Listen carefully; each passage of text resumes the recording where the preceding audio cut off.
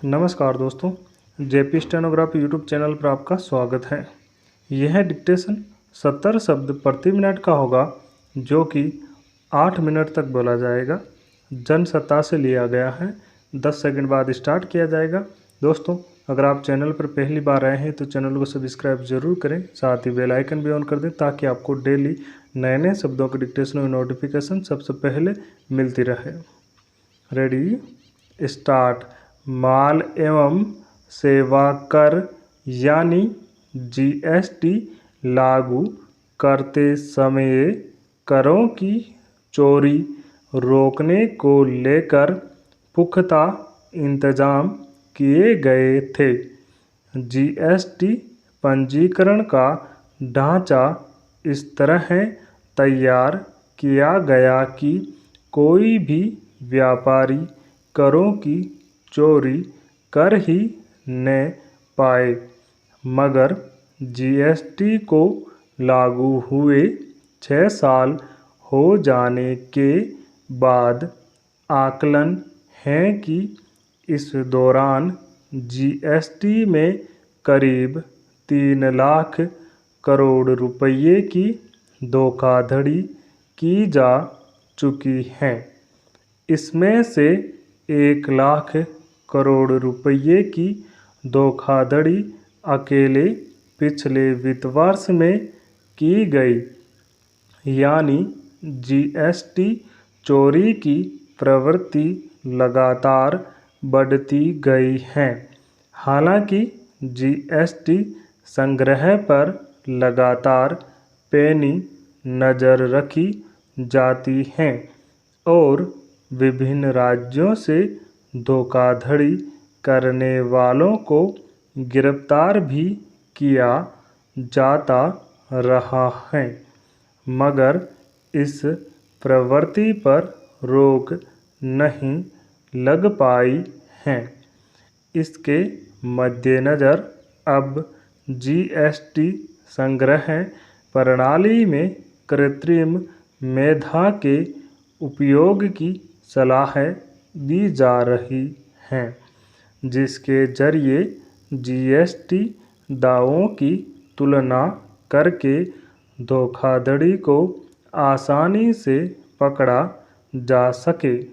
हालांकि जीएसटी संग्रह को लेकर मुस्तैदी बढ़ते जाने का नतीजा है कि इसमें लगातार वृद्धि हो रही है। अब जीएसटी संग्रह करीब 1.5 लाख करोड़ रुपये मासिक तक पहुंच गया है।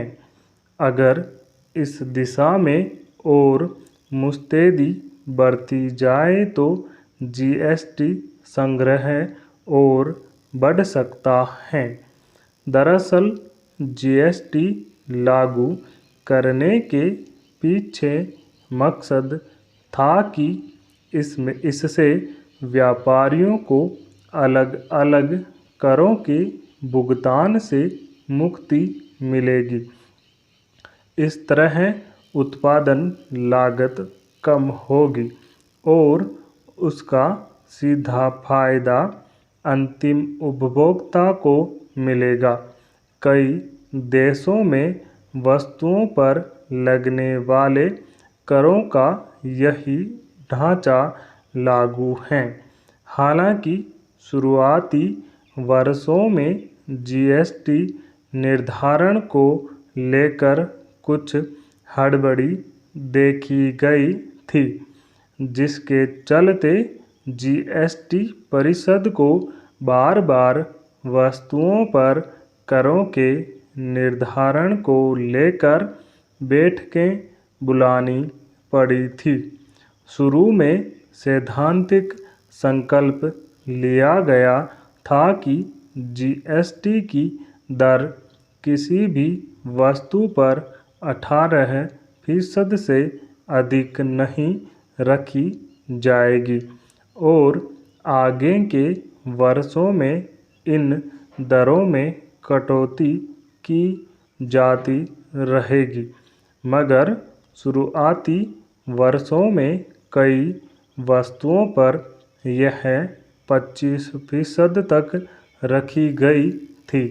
बाद में उन्हें घटाकर कम किया गया, मगर अब भी 18% की दर के लक्ष्य का पालन नहीं किया जा पा रहा है।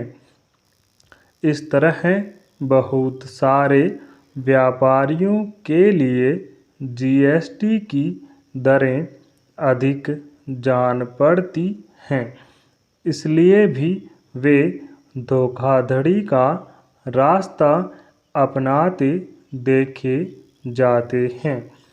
सबसे बड़ी दिक्कत छोटे व्यापारियों के सामने पैदा हुई, क्योंकि उन्हें जीएसटी भुगतान के तौर तरीके नहीं पता हैं। इसके लिए उन्हें चार्टर्ड अकाउंटेंट की मदद लेनी पड़ती है। यह उनके लिए हर महीने का अतिरिक्त खर्च है। ऐसे में बहुत सारे व्यापारियों ने कर चोरी के लिए फर्जी जीएसटी खाता खुलवाने का तरीका निकाल लिया।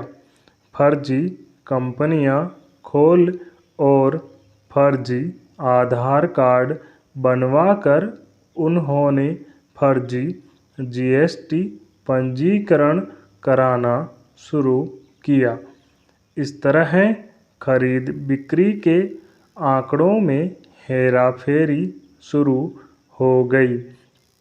हालांकि जीएसटी में करों का भुगतान अंतिम उपभोक्ता और अंतिम विक्रेता से तय होता है, इसलिए विभिन्न चरणों से वस्तुओं के गुजरने को मिलान करने पर धोखाधड़ी पकड़ी जा सकती है।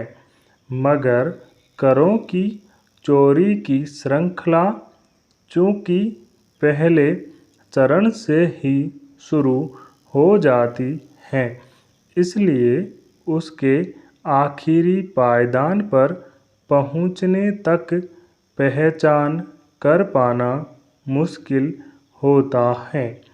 जीएसटी भुगतान अब भी छोटे व्यापारियों के लिए एक झंझट भरा काम है, इसलिए इस पर नज़र रखने के लिए न केवल तंत्र को पुख्ता करने बल्कि इस प्रक्रिया को आसान बनाने की भी ज़रूरत है।